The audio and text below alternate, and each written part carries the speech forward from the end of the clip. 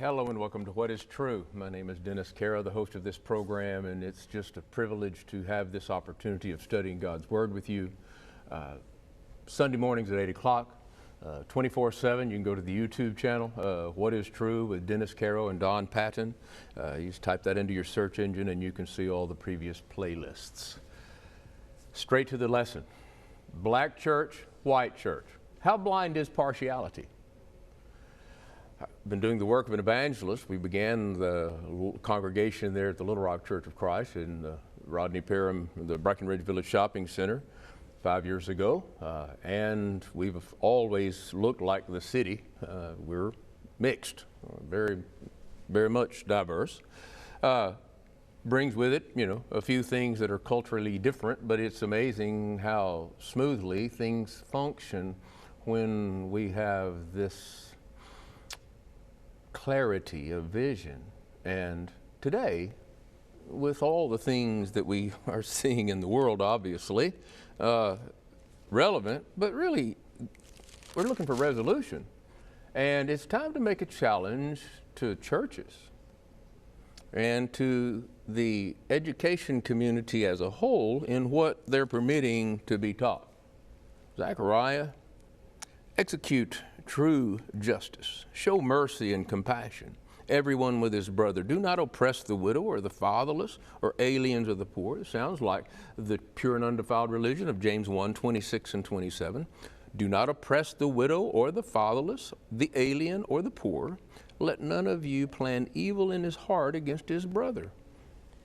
But they refused, and there was judgment in the day of Zechariah. There will always be judgments.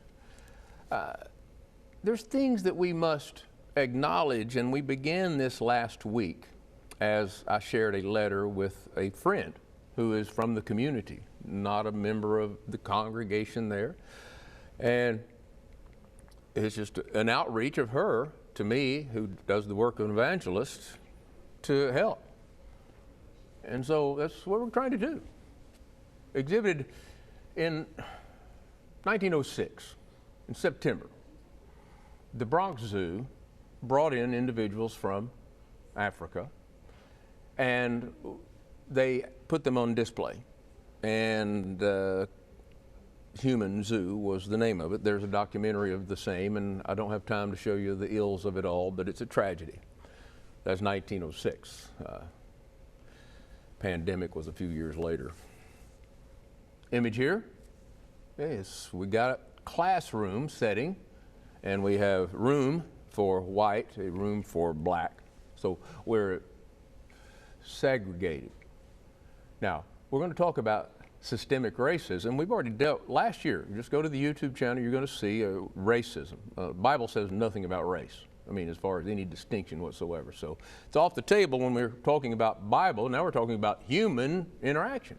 The teaching of evolution is the advancement of the theory or the system of thinking that one race of people is inferior to another. Now, Brother Patton is prepared to come to the college campus and debate this doctrine, monster of teaching. In what way? Systemic racism. When I was in the 7th grade, I was the first white kid to go to an all-black school. We were grouped together, went out to Sweet Home. And so we got mixed, and there I am, and I immediately, a friend of mine, I won't mention him by name, but we became good friends. So we, for the first time, learned human beings, different skin color. Great. We go to science class and begin to learn some things, and we actually had jokes about this at times, not realizing, but we need to ask a couple of questions. You do this from so many perspectives. So when you get through this lesson, you apply it into your church, apply it into your life, and your business, and your way of thinking. Martin Luther King said it's appalling that the most segregated hour in Christian America is 11 o'clock on Sunday morning, meaning the time that we would assemble together to worship. And it was in 1963. 50 years later, American churches embarrassingly fall behind even secular entities in practicing of integration and inclusion, which I've got a word for inclusion that will help us all. As of 2001, as many as 87% of Christian churches in the United States were completely made up of wholly white or African American parishioners. So there is some things about that that we have to learn. We are having all of this publicity and these discussions about racism. But friends, we got to take a step back because we need to get to the core, otherwise it's going to always surface, and we've just begun. Now, the chart I have here is just a depiction that a friend sent me, and I'm going to make the application with it. You know, it was when I began with my daughter having a disability, and I was on the road of learning advocacy for her rights to find out how she could work into a society where she would have trouble fitting in. And so social injustice advocacy. And so I did a 13-week leadership training from the Governor's Council to learn how to advocate for this civil right or this human right. Now, 20 years later, I was on the Arkansas Can-Do Committee and the Human Rights Committee representative and an advocate for individuals with disabilities, and Easter Seals is trying to start a housing thing that I hope to get to help with in that. So what we're saying is it took a lot of work to get to do something done in advocacy, recognizing racism in America, doing something about it. Systemic change requires advocacy and understanding. Why endure a 13-week leadership training for one moral issue? Why are we listening? Why would I listen for so long about the history, about the things that were done, about things that were unjust, about things that needed to be corrected? And why would I spend all that time learning that? And I think, man, I think I'm done. Why? Well, I began to learn of sin, horrible sin. This picture depicted in the background is, a quote, human developmental center.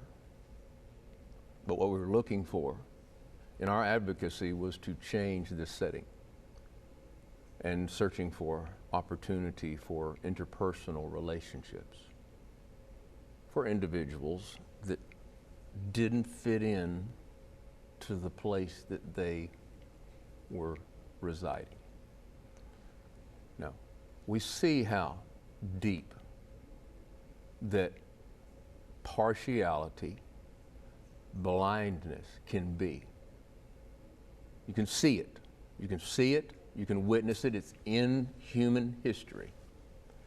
Now, the evolution doctrine, the teaching that is currently accepted, displayed among your artifacts and the statues, the historical realities, these individuals that I'm referring to that I advocated for behind me when Hitler began, before Hitler began.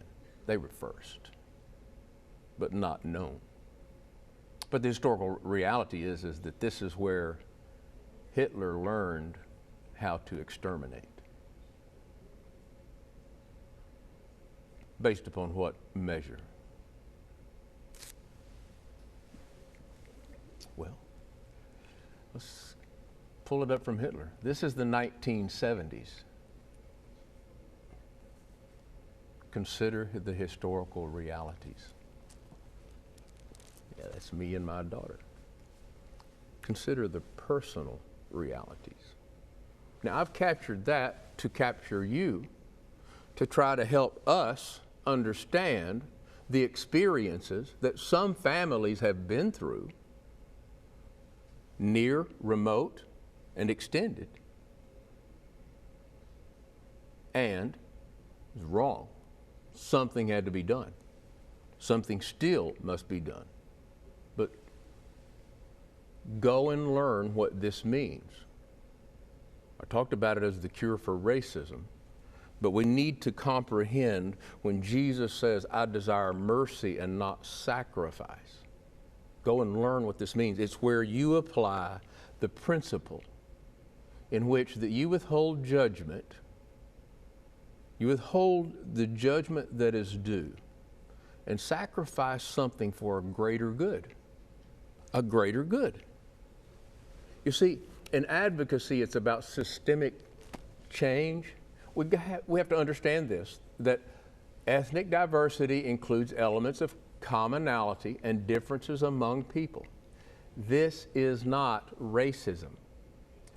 This is what happened when I walked through a village in Kenya as I was seeking to teach the gospel and establish a church. They had to stop school because a white man was walking through the middle of the school, and many of these children, if not most of them, had never seen a white man. And yeah, this little one right there. So he comes to me and he rubs my arm hair and he refers to me as a monkey, because monkeys have hair on their arms and he didn't. And so I was a victim of racism. No, see, it was ignorance that had to be educated. Now, where would we get to the place? Because racism, no, it really wasn't. It was observation of commonalities and things that associate as children. What we now see is into the school. We seek all of them, and I meet with all of the teachers. And this is in a public school, or, well, what school you have in Kenya. Can we come to your school? I'm meeting with the faculty to talk about Jesus Christ. Can we come and teach creation science? And that all men are created equal? The advocacy, it's about this change. Always be solution oriented. Be as specific as possible. Focus on the heart of your issue. And interpersonal relationships are developed through access. Be ready to learn mercy. You will no longer see a good deed as a sacrifice.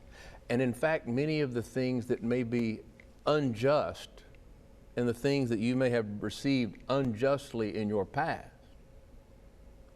have become sources of God's mercy and grace. You will lose your ability to see prejudicially. You will see. Blessed are the eyes that see the things that you see. Luke chapter 10 and verse 23.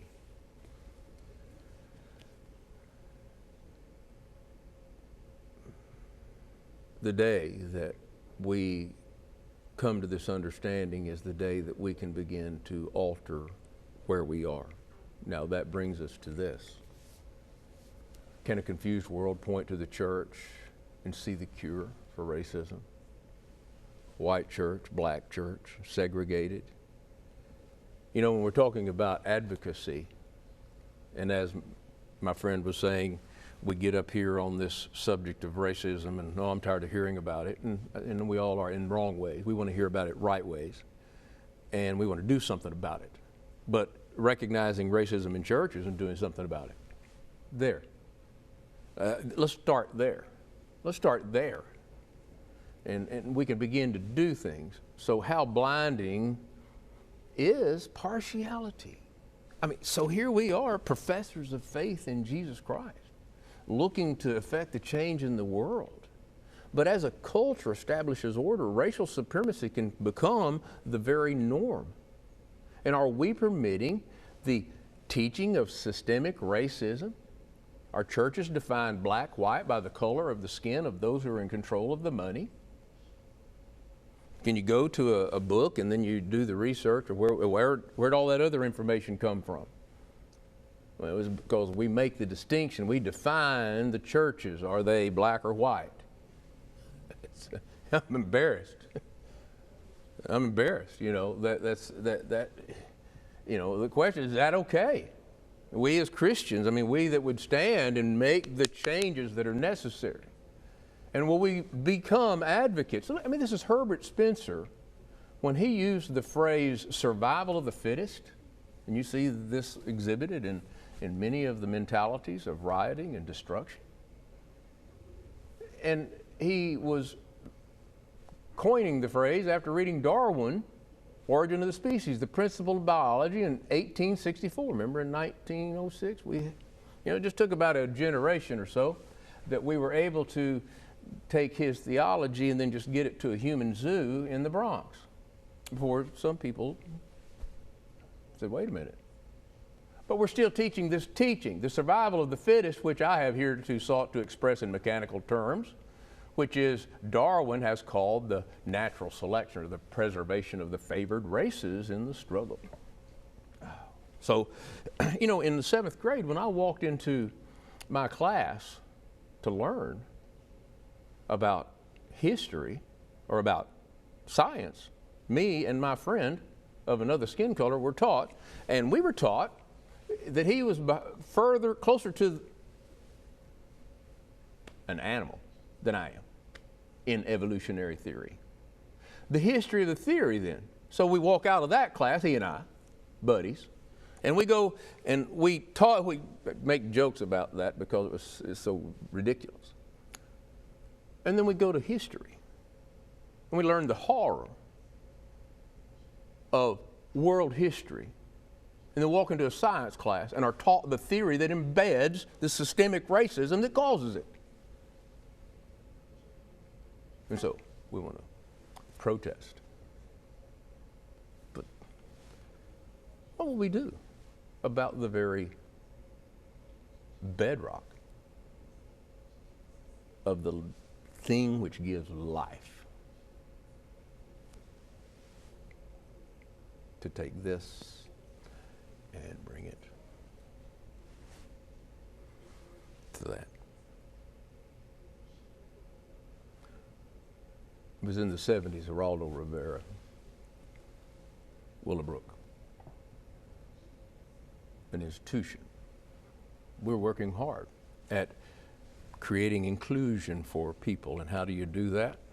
What we learn, what we see, instead of people cattled into corridors without support and without people and without care, we seek to do all that is within our power. You remember these kids. When we talked about pure and undefiled religion, and Zach Redmond introduced that, and we had a couple of lessons. Well, this is one of my members' families. During the time of I'm doing advocacy work, these people, see, this is what impartiality looks like. Now, we're not forcing cultural distinctions. We're not forcing people out of their zone. But if we have allowed anything, and I'm addressing this to churches, because we've thought many churches have institutionalized the care for the indigent rather than personalize it. It was a debate we had in the 80s about don't take all the children or the people that have fallen on difficult times and just go put them in a cattle car.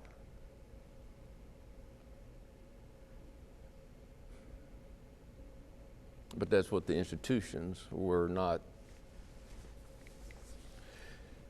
We strive for inclusion where possible, where we can make it occur. Then you see, there's some things that we do not want to see. And other things we cannot see unless we respond. You sit back on the stool of indifference, then you will fall prey to just how blind partiality is.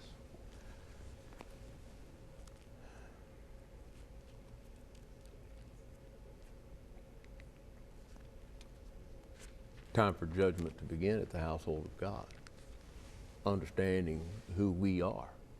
We come to the church of Christ. And what do we see in that is that strengthen the hands that hang down and the feeble knees, and make straight paths for your feet, so that that which is lame may not be dislocated, but rather be healed. Pursue peace with all people and holiness, without which no one will see the Lord.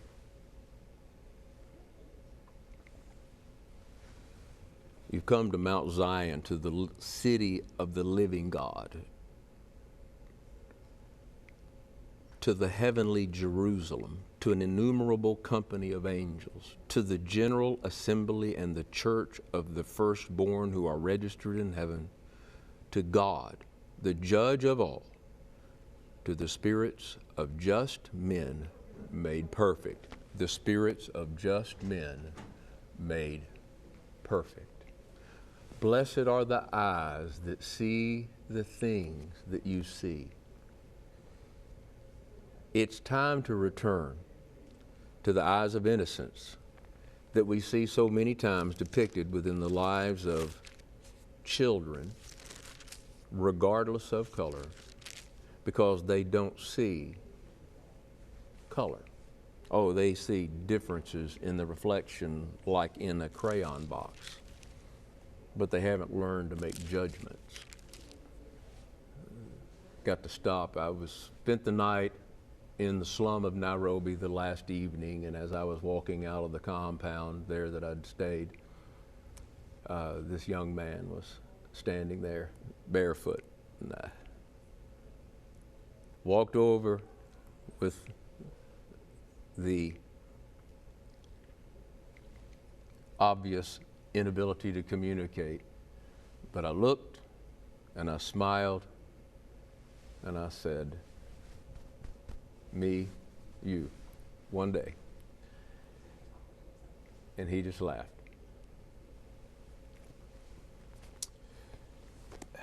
Does the prayer of Jesus reach beyond race? You know, I've closed this program for how many years? That Jesus prayed for us, that they would all be one, as you, Father, are in me and I in you, that they all may be one in us, that the world might believe that you sent me. It says to pursue peace. Does this prayer belong to us? I mean, was that the design too?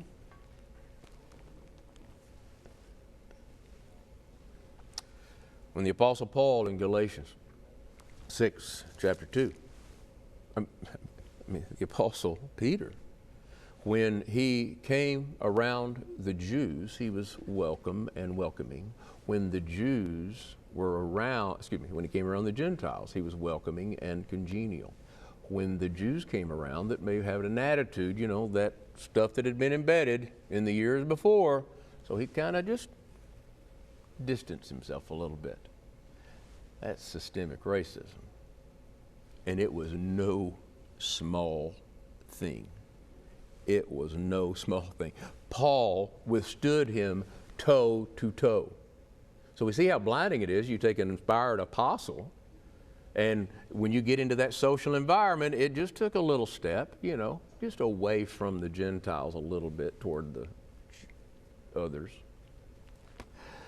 Paul knew what social injustice or prejudice felt like. He had it coming, but look, he had said, let's get this thing right, let's pull together.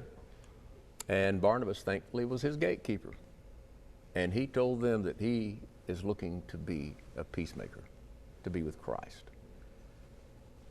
And Peter's prejudice was no small thing, and James chapter 2 leaves us completely without question. There can be no prejudice.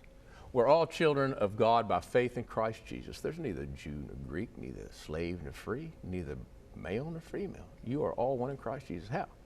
We're all been baptized into Christ, put on Christ.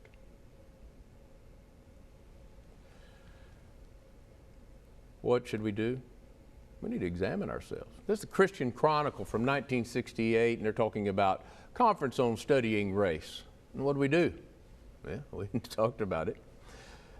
Each of us stand independently. It's time to do something about it. Who we are, This is the graduation ceremony of my daughter, and this is the lineup of a group of individuals moving to the next level, being put into a public school system from this little special learning center. There's not a one of them that could stay there without the help of somebody else, but not a one of them deserved to go to the next level. But this young lady, who is the girl you saw in that picture, Nakia, name was called, and she went forward in a white robe, and she received something that she did not deserve, and that was advancement to that next level. That next level for her was going to be prayerfully to be included.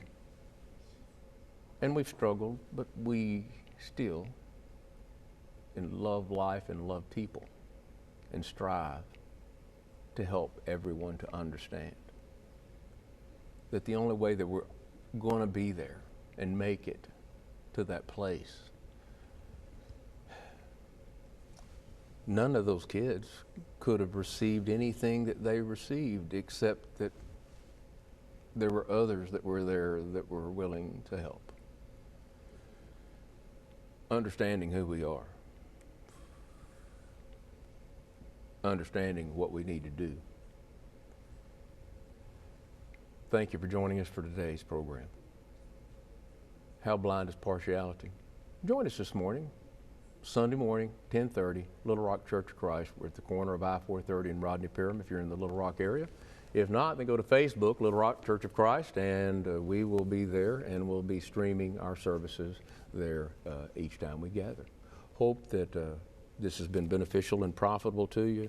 If we can assist you in your journey, contact us. Have a blessed day.